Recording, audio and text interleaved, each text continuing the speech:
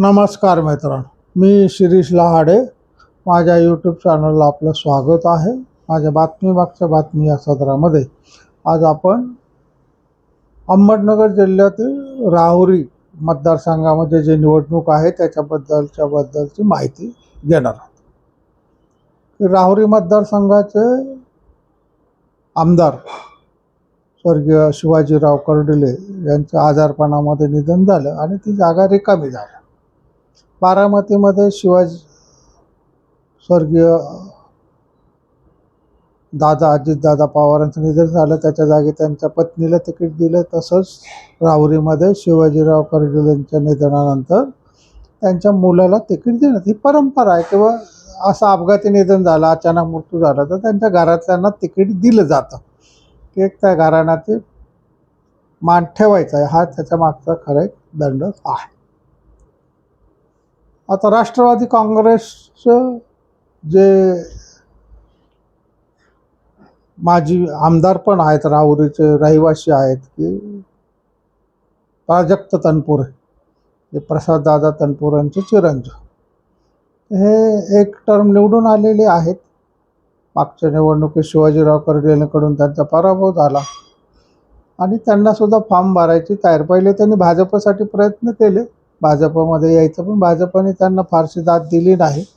मग त्यांनी पुन्हा राष्ट्रवादीकडून उभं राहण्याचा प्रयत्न केला. राष्ट्रवादीचे नेते जयंत पाटील हे प्राजक्त तनपुरेंचे सख्खे मामा, त्याच्यामुळे त्यांची ताकद तिकीट देण्याची आहेच. प्राजक्त तनपुरेंनी फॉर्म भरला, त्यांना AB फॉर्म आले, कार्यकर्ते जमले, पण त्यांची इच्छा भाजपमधून तिकीट घेण्याची होती. आणि मग भाजपने त्यांना प्रॉमिस दिलं की यावेळेस तुम्हाला तिकीट देणार नाही, कारण कर्डिलेंच्या मुलाला द्यायचं आम्ही प्रॉमिस दिलं, पण तुम्हाला पुढच्या वेळेस नक्की देऊ आणि मधल्या काळामध्ये तुम्हाला एखादं चांगलं पद आम्ही देऊ. प्राजक्त तनपुरेंनी ऐन वेळेला निवडणूक लढवायचं नाही असा निकाल जाहीर केला. तुम्ही काही निवडणुकीच्या रिंगणात उतरणार नाही. मग त्यांनी त्याच्यावर जाहीर केलं की राहुरीचा विकास, राहुरीचं कामं अडलेले सगळे पूर्ण करू असं देवेंद्र फडणवीसांनी प्रॉमिस दिलं, त्याच्यामुळं मी माघार घेत आहे.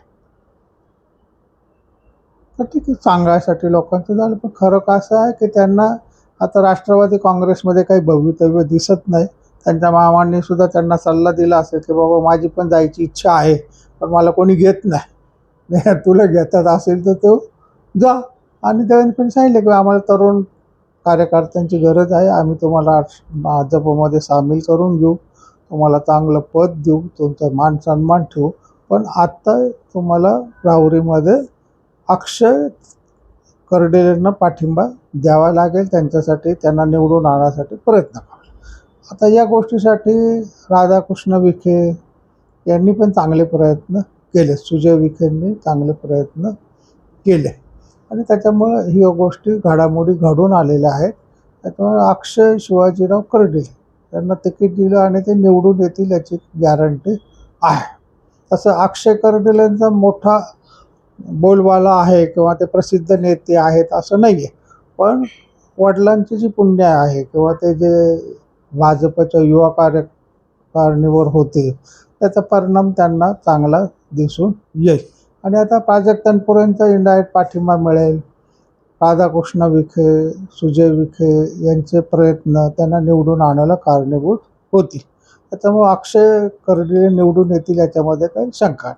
आता विषय राहिला काय की राहुरी मतदारसंघामध्ये जे बदल घडतात, की राहुरी मतदारसंघामध्ये पूर्वी प्रसाददादा तनपुरे काँग्रेसचे होते, त्याच्यानंतर प्राजक्त तनपुरे राष्ट्रवादी तर्फे निवडून आलेले होते, त्यांच्या विरोधामध्ये शिवाजीराव कर्डिले जे अगदी सामान्यातून मोठे झाले, त्यांना काही राजकीय वारसा नव्हता, पण स्वकष्टाने लोकांशी संपर्क साधून ते मोठे झालेले आहेत. त्यांना मी पर्सनली वैयक्तिक ओळखत पण होतो. अतिशय कष्टाळू माणूस, म्हणजे शेती करता करता, दुधाचा व्यवसाय करता करता मोठा झालेला माणूस म्हणजे ते. असे महाराष्ट्रात खूप जण आहेत की ज्यांचा राजकीय वारसा नाही पण ते मोठे झाले. त्याच्यामध्ये शिवाजीराव कर्डिलेंचं नाव येतं आणि त्यांच्या संपर्कामुळे अक्षयदादांना चांगला पाठिंबा मिळून येईल. 2029ला कदाचित प्राजक्त तनपुरेंना तिकीट मिळू शकतं आणि भाजपमध्ये प्राजक्त तनपुरे सामील होतील, तर राहुरीमध्ये राष्ट्रवादी काँग्रेसची ताकद पूर्णतः नाहीशी होईल. तुम्ही जर पाहिलं की मागच्या 2019च्या विधान परिषदेमध्ये बरेच आमदार आपल्या नगर जिल्ह्यातून पराभूत झाले. सगळ्यांनी ओरड केली की बा हे विखे पाटलांनी आम्हाला पाडलं. 2024ला बरेच लोक निवडून आले, त्यांना विखेंनीच निवडून आणलं, असंच त्याचा अर्थ निघतो ना, नाही का? तर त्याच्यामुळं राहुरी हा एक थोडासा राष्ट्रवादीचा बालेकिल्ला होता, तो पूर्णपणे ढासळायला सुरुवात झालेली आहे आणि त्याचा परिणाम नगर जिल्ह्यावर बाकीच्या मतदारसंघावर सुद्धा होणार. 2029ला कर्जत जामखेड जो विधानसभा मतदारसंघ आहे, तिथं रोहितदादा पवार निवडून येतात. अजितदादांच्या इनडायरेक्ट पाठिंब्यामुळं किंवा ते विरोधात प्रचार करत घरातला माणूस आहे त्याला पाडायला नको, ही जी भूमिका होती, म्हणून तिथं भाजपसुद्धा फार हात घालत नव्हतं. पण कर्जत जामखेडमध्ये सुद्धा पुढच्या वेळेस अटीतटीची निवडणूक होईल आणि तिथं भाजपचाच आमदार निवडून आलेला तुम्हाला दिसून येईल. त्याच्यामुळे येत्या काळामध्ये नगर जिल्ह्यामध्ये खूप मोठे बदल संभावित आहेत.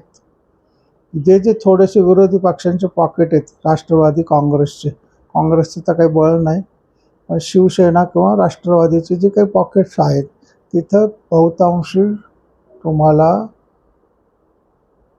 भाजपचं लोक निवडून येताना दिसून येतील आणि प्राजक्त तनपुरेंना येत्या काळामध्ये चांगल्या पदावर निवडणूक होईल आणि त्यांचं राजकीय भवितव्य खूप मोठ्या प्रमाणामध्ये सुधारलेलं तुम्हाला दिसून येईल. वडिलांचा वारसा आहे, साखर कारखाना ताब्यामध्ये आहे आणि लोकसंग्रह पूर्वीपासून वडिलांपासून आजोबांच्या काळापासून असल्यामुळं त्यांना राहुरीमध्ये चांगला प्रतिसाद मिळू शकतो. आता निवडणुकीला उभे राहिले असते तर कदाचित टफ फाईट झाली असते, पण त्यांनी देवेंद्र फडणवीसांच्या शब्दावर विश्वास ठेवून माघार घेतलेली आहे. त्याचं चांगलं फळ त्यांना देवेंद्र फडणवीस नक्कीच देतील. असं होणार नाही की त्यांनी शब्द दिला आणि त्यांनी तो पाळला नाही, असं होणार नाही.